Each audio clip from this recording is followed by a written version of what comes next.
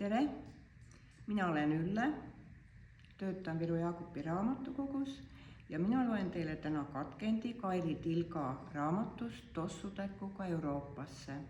Selles on Eduard Vilde reisikirjad.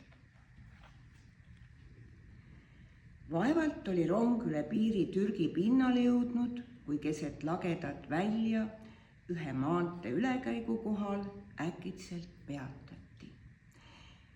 Sedamaid ronist robikond Türgi politseiametnike rongi ja passid korjati ära. Läbi akna nägin, kuidas sõjavägi mõlemast küljest rongi ümber piiras, nagu oleks see kardetavaid kurjategijaid täis. 3. klassi vagunis polnud peale minu ainust võõrama reisijat. Minu kaaslased olivad kõik Türgi alamad. Minu isik hakkas siis politseinikute juures tähtsat osa mängima.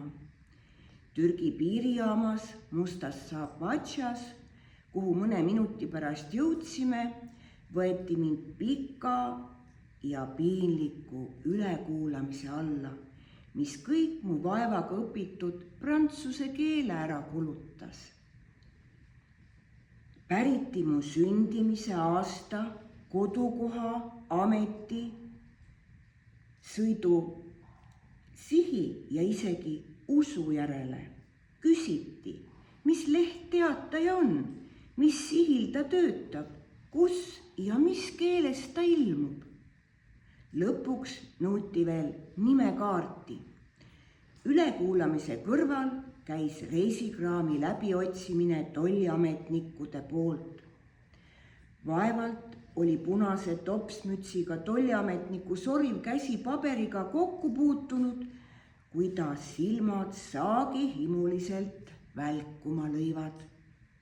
4 numbrit ajalehte, Allah, tule appi, need võivad ju Makedoonia mässu päris lõkke lõhutada. Ilma lehtesid lahti tegemata pistis Türgi ametnik teataja põuetaskusse ning seletas, et ma neist ilma jääda.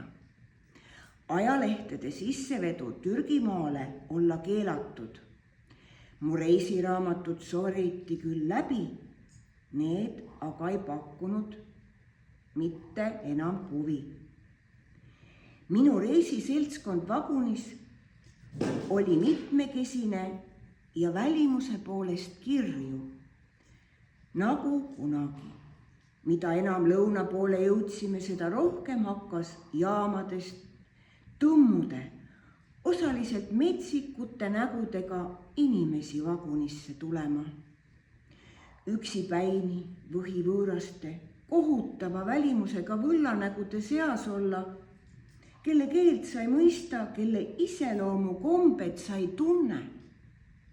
Tõepoolest, see polnud lõbus. Revolver oli mul püksi taskus, ma olin ka aegsaste kohvrist ta välja võtnud, et teda Türgi tollirevideerijate eest peita.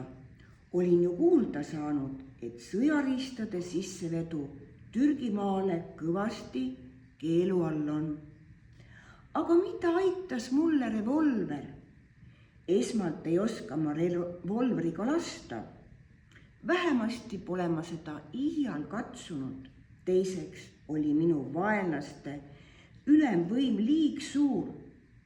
Lased 6 maha, 16 jäävad ikka elusse. Ja siis oled ometi vagaseks tehtud.